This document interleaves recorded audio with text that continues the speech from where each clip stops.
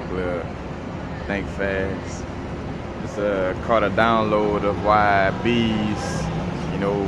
bees are attracted to, high vibrational beings.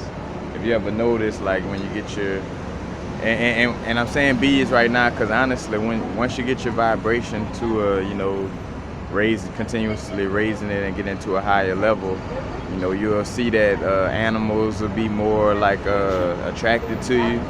Animals that once probably ran away at the sight of you, just still lingering around and allowing for you to kind of be in their energy field. But back to the bees, I was just sitting right here and I had a bee just almost was trying to just go inside my face, and I'm pretty cool about it now because I understand, what's going on. And even beforehand, I wasn't too much of with bees, I always knew that they wasn't, their first thing they were trying to do wasn't trying to be malicious, like say for like a wasp or something like that. But anyway, reason why they're attracted to, the high vibrational beings, they kind of spoke to this a little bit in essence in Jupiter Ascending, which is like so many levels a retelling or like part of a story of the Incan Lear story and how, harvesting energy and how the reptilians used to eat pineal glands, but that's a whole nother situation. But the bees are attracted because our vibration is how can I say, from like raising the kundalini, from having the vibration at a high place, and more so importantly, having your Taurus field. I was gonna say toroidal field, but Taurus field, having that little apple-shaped energy field that's that's around your body, around or within your body. Your toroidal field is basically spinning at that perfect how can I say, golden mean ratio. Like the golden mean ratio in essence is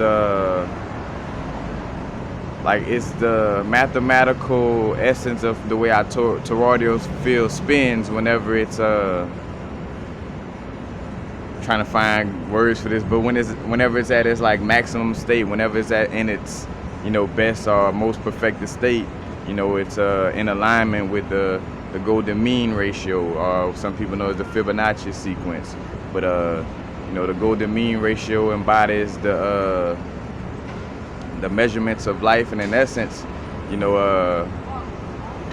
that's why seeds, like say for instance, the reason why some seeds don't grow, like when you plant some seeds, is because its toroidal field is not activated, So basically that golden ratio is not running through it, compared to us. Whenever we taking care of ourselves and we are, the hygiene of our auric field is up to par. That's a good way to say it. Whenever our auric field hygiene is,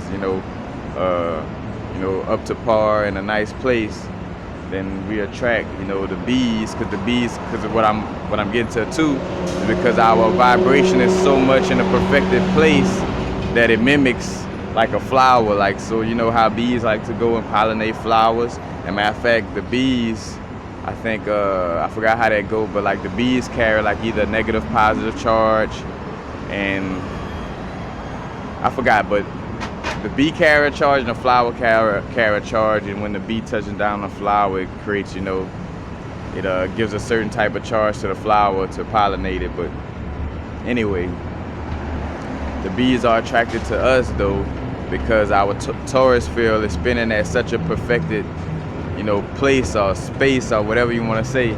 It's spinning at such a perfect rate in essence, where they don't, because another thing too, of course they got eyes and they can see what they looking at, of course, but it's mostly going off of vibration, and it's floating in the area of like, all right, this vibration seems familiar to some of the flowers that I deal with, some of the trees and the plants. Because again, and you think about it, like with plants and trees and stuff like that, they don't have no ego. They're not sitting around overthinking or trying to think about how to, be successful at a business or none of these things.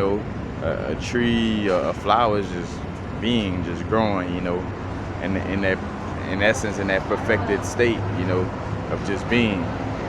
So so in essence, long story short, if you see bees flying around you a lot, just know that, you know, your hygiene, your auric field hygiene is up to par. You know what I'm saying? Like you know, you doing your meditations, microcosmic orbit. You know what I'm saying? Making sure that energy flowing from the root to the crown perfectly. You know, envisioning that Merkaba spinning, envision that toroidal field bringing energy, you know, inside. So that all count. I got, you know, I speak on visualizations and how important that is all the time. You know, that's where it's at. You got a vehicle. You know, you got to know how to use it. Like us not knowing how to visualize and do these certain meditations is like getting into a vehicle with your eyes closed. You know, but and what's funny, getting into a vehicle with your eyes closed on the level as a human. You know, because sometimes having your eyes closed can have you more tapped in than with your eyes open. But in this sense, I'm talking about like when you get into a car with your eyes closed, you know, you don't know nothing at, you know, you got to open your eyes to see how to drive the thing. But on a oxymoronic flip side, you know, you got to open up your eye, you know, to steer your other vehicle. So you got to have these eyes open for your physical vehicle, for your, you know, your non-physical vehicle, or your vehicle that's not seen by these eyes. You got to use this eye, you know.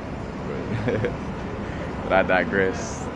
Peace. Have it now. Now is the vibrate, of course. Not too far in the future. Not too far in the past. Right now.